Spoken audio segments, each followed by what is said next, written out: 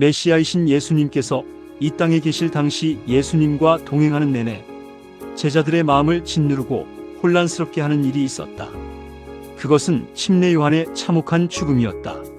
예수님을 앞서서 길을 예비하신 자요, 예수님을 세상 죄를 지고 가는 하나님의 어린 양으로 선언하고 예수님이 다스릴 하늘나라를 선포한 선지자를 구원할 수 있는 능력을 가지시고도 감옥에 갇혀서 마침내 처참하게 죽게 된 침례 요한에 대하여 아무런 조치를 취하지 않으신, 심지어 모르는 척 하시는 것 같은 태도를 취하신 예수님의 처사를 이해할 수 없었던 것이다. 그리고 예수님까지 십자가에 달려 돌아가시자 제자들의 절망은 극에 달하게 된다. 그러나 제자들도 십자가의 참된 의미를 깨닫고 같은 길을 기꺼이 따르게 된다. 성경을 통해 이를 읽은 나도 침례 요한의 죽음에 대하여 예수님께서 아시면서도 왜 구원하시지 않았을까 깊이 생각한 결과 이런 생각으로 마무리 짓게 되었다.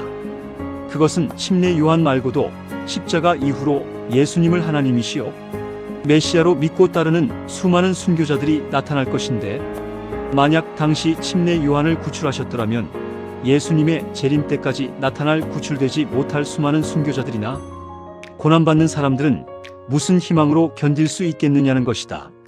하나님의 목적은 당신의 재림하실 때까지 믿음을 인하여 고난받는 사람들을 위하여 저들의 소망이 이 세상에서의 구원에 있지 않고 영원한 하늘에 소망을 두게 하심이 아닌가 짐작하고 믿는 것이다.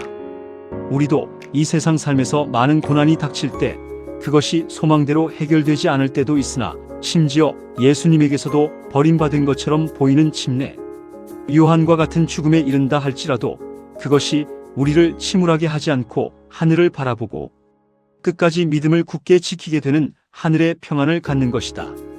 다소 혼란을 겪겠으나 예수님께서는 침례 요한을 다시 살리실 것이며 우리들 또한 다시 살리실 것이다. 예수님께서 약속하신 평안은 이 세상에서의 구원의 평안뿐만이 아니라 영원한 하늘의 평안인 것이다. 비록 죽게 되었을지라도 하늘의 평안을 하나님께서 주시는 것으로 만족하는 것이다. 물론 이 세상에서의 구원도 하실 때가 있다. 그러나 궁극적인 하나님의 목적은 우리를 하늘로 데려가시기 위함이다. 오래전에 들은 이야기다. 60년대 초 무렵 예수님의 복음을 문서 서적을 통해 전도하는 한 전도인이 한 여름에 농촌 마을을 돌며 문서 전도 활동을 하고 있었다. 어려웠던 시기라 농촌에서는 현금이 귀하여 책을 전하고 콩, 팥 같은 잡곡을 받기도 해서 전도인은 책과 함께 여러 곡식 자루들을 올망졸망 등에 지고 멀리 높은 산에서 벌목 작업하는 산판 장소까지 가서 전도 활동을 했다고 한다. 그런데 저녁 때가 되어 산에서 내려오려고 하는데 너무 힘이 들어 산판 나무를 가득 싣고 내려오는 소위 재무시 GMC 트럭에 부탁하여 트럭에 실은 나무 꼭대기에 앉아 타고 내려오다가 거친 길에 기우뚱거리는 트럭 꼭대기에서 중심을 잃어 그만 개울로 떨어져 바위에 머리를 부딪혀 그 자리에서 죽고 말았다. 벌목장에서 같이 내려오던 사람들은 죽은 시신을 계곡 개울가로 옮겨 가마니를 뜯어 덮어놓고 트럭 기사에게 가는 길에 지서에 들려 신고하게 하였다. 이 소문은 온 마을에 퍼졌다. 마을 사람들은 쯧쯧 불쌍하기도 하지. 예수쟁이가 예수책 팔러 다니다 차에서 떨어져 죽었대. 하나님도 무심하지. 그렇게 자기를 위해 일하던 사람을 차에서 떨어져 죽게 내버려 두다니. 도대체 하나님이 어디 있어 하고 혀를 찼다고 한다. 그날 밤 마을 사람들은 마당에 모깃불을 피워놓고 밀방석에 누워 잠을 청하다가 누군가 소리를 질렀다. 저게 뭐야? 사람들은 밤중에 일어나 소리 지르는 사람이 기리키는 곳을 바라보았다. 그곳은 예수책을 전하러 산에서 내려오다가 차에서 떨어져 죽어서 시신을 계곡, 개울 옆에 가마니로 덮어놓은 곳이었으며, 그곳에서는 세상에서는 볼 수 없는 밝고 환한 빛이 어둠을 가르고 하늘로 솟구치고 있었다. 마을 사람들은 두려워 떨었다. 그리고 이렇게 수군거렸다.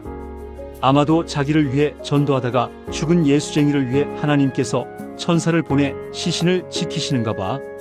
성경 시편 116편에서는 성도의 죽는 것을 여호와께서 귀중히 보시는 도다라고 기록하고 있으며, 고린도 전서 15장에는 만일 그리스도 안에서 우리의 바라는 것이 다만 이 생뿐이면 모든 사람 가운데 우리가 더욱 불쌍한 자리라. 그러나 이제 그리스도께서 죽은 자 가운데서 다시 살아 잠자는 자들의 첫 열매가 되셨도다. 사망이 사람으로 말미암았으니 죽은 자의 부활도 사람으로 말미암는도다. 아담 안에서 모든 사람이 죽은 것 같이 그리스도 안에서 모든 사람이 삶을 얻으리라. 그러나 각각 자기 차례대로 되리니 먼저는 첫 열매인 그리스도요, 다음에는 그리스도 강림하실 때에 그에게 붙은 자요, 그리고 예수님 자신께서는 요한복음 11장에서 이렇게 선포하신다. 예수께서 가라사대 나는 부활이요 생명이니 나를 믿는 자는 죽어도 살겠고 무릇 살아서 나를 믿는 자는 영원히 죽지 아니하리니 이것을 내가 믿느냐? 그리고 한 영감적인 저술가도 이렇게 위안을 주고 있다. 지상의 순례자들을 위한 집들이 있다. 의인들을 위한 두루마기가 영광의 면류관과 승리의 종려나무와 함께 마련되어 있다. 하나님의 섭리 안에서 우리를 당황하게 했던 모든 것이 오는 세상에서는 분명히 밝혀질 것이다. 이해하기 어려웠던 것들이 그때에는 설명될 것이다. 은혜의 신비가 우리 앞에 열려질 것이다. 우리의 유한한 마음으로 혼란과 깨어진 약속만을 발견했던 곳에서 우리는 가장 완전하고 아름다운 조화를 보게 될 것이다. 우리는 가장 힘들게 보였던 경험들은 무한한 사랑이 명한 것임을 알게 될 것이다. 모든 것이 합력하여 우리에게 선을 이루게 하시는 분의 부드러운 돌보심을 깨달을 때에 우리는 말할 수 없는 기쁨과 충만한 영광으로 기뻐할 것이다.